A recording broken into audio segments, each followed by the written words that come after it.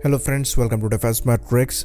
तो कुछ ही दिनों पहले हमने एक वीडियो बनाया था जिसमें हमने चाइनीज़ फाइटर को डिस्कस किया था जो कि हेवली आर्म था एयर टू एयर कॉम्बैट के लिए, जिसमें उस एयरक्राफ्ट द्वारा PL-10 से लेकर PL-12, PL-15 और PL-17 मिसाइल्स कैरी करी जा रही थी।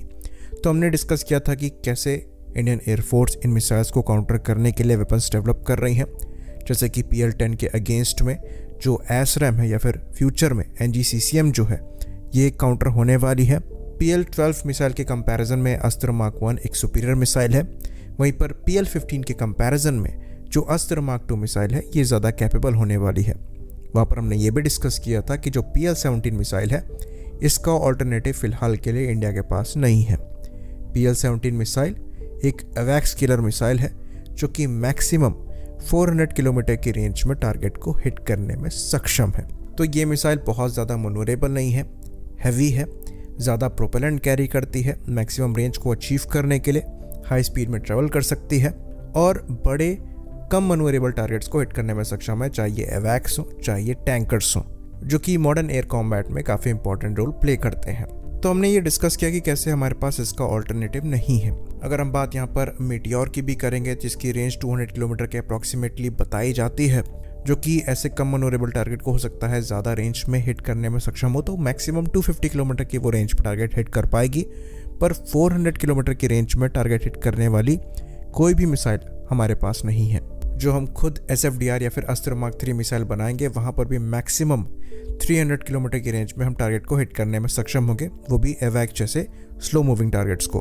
तो हमने उस वीडियो में ये डिस्कस किया था कि अभी के लिए इस गैप को फिल करने के लिए हम रशियन R-37 मिसाइल को एक्वायर कर सकते हैं, जो कि मैक्सिमम ऑलमोस्ट 400 किलोमीटर की रेंज में टारगेट को हिट करने में सक्षम है। काफ़ी कैपेबल मिसाइल है, रशिया द्वारा सक्सेसफुली यूज़ करी जा रही है। लेकिन जब यहाँ पर हम इंडियन ऑल्टरनेटिव मिसाइल्स की बात करते हैं तो बाकी चाइनीज़ मिसाइल के कंपैरिजन में हमको इंडियन ऑल्टरनेटिव मिल रहे हैं, चाहे ये NGCCM हो चाहे ये अस्त्र फैमिली की मिसाइल हो, लेकिन इस मिसाइल के कंपैरिजन में हमें नहीं मिलता है। एक मिसाइल थी जो कि नोवाटोर KS-172 मिसाइल थी, जिसको एवैक्स किलर के तौर पर ही बनाया जा रहा था और मैक्सिमम ये 400 किलोमीटर की रेंज में टारगेट को हिट करने में सक्षम थी। ये हम कभी बना नहीं पाए रशिया के साथ मिलकर और ये कभी सर्विस में नहीं आई। लेकिन एक और मिसाइल है जो कि हमारे द्वारा इस्तेमाल करी जाती है और अच्छी खासी पॉसिबिलिटी है कि इसके एवैक्स किलर वर्जन पर काम भी चल रहा हो। यहाँ पर हम बात कर रहे हैं ब्रह्मोस मिसाइल की। तो ये चीज़ हम जानते हैं कि ब्रह्मोस का एयर लॉन्च्ड वर्जन है जो कि मैक्सिमम 400 किलोमीटर की रेंज में ग्राउंड टारगेट्स को हिट करने में सक्षम है, लेकिन इसका कोई एयर टू एयर वर्जन नहीं है। साथ में हम ये चीज़ भी जानते हैं कि ब्रह्मोस के एक ब्रह्मोस NG वर्जन पर काम किया जा रहा है जो कि हल्की मिसाइल होने वाली है।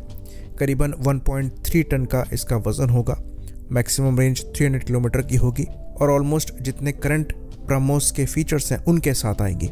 तो एक इंटरव्यू के दौरान जो कि काफ़ी समय पहले लिया गया था, ब्रह्मोस एरोस्पेस के जो चीफ थे उनके द्वारा ये कहा गया कि हमारे द्वारा विचार किया जा रहा है ब्रह्मोस मिसाइल के एक एयर टू एयर वर्जन को डेवलप करने पर, जो कि एंटी एवैक्स कैपेबिलिटी के साथ आएगी और मैक्सिमम 400 से 500 किलोमीटर तक की रेंज आपको देने में सक्षम होगी।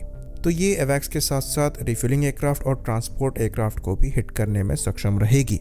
तो ये चीज़ हम आपको बता दें कि एयर टू सरफेस वर्जन के कंपैरिजन में अगर आप एयर टू एयर मिसाइल बनाते हैं तो आपको वॉरहेड पहली बात तो कम रखना पड़ता है और ये काफ़ी सिग्निफिकेंट डिफरेंस आता है वॉरहेड मास में, क्योंकि एयर टू सरफेस वर्जन में आप पूरे शिप को डिस्ट्रॉय करने के हिसाब से वॉरहेड डालते हैं, तो ये ज़्यादा फ्यूल कैरी कर सकती है। साथ में यहाँ पर रैमजेट मोटर दी गई है, तो डेफिनेटली जो रेंज यहाँ पर 4 से 500 किलोमीटर की बताई जा रही है ये उससे ज़्यादा भी अचीव करने में सक्षम हो सकती है। तो ब्रह्मोस NG के डेवलपमेंट के बाद उसी मिसाइल को एवैक्स किलर के तौर पर डेवलप किया जा सकता है। ये आइडिया एग्जिस्ट पहले से ही करता है और अगर ब्रह्मोस NG को एज एन एवैक्स किलर डेवलप किया जाता है तो उसका मतलब ये है कि ये इंडियन एयरफोर्स के बाकी प्लेटफॉर्म भी कैरी करने में सक्षम होंगे, चाहे ये तेजस हो, चाहे ये MiG-29 हो, चाहे फ्यूचर में रफाल ही क्यों ना हो।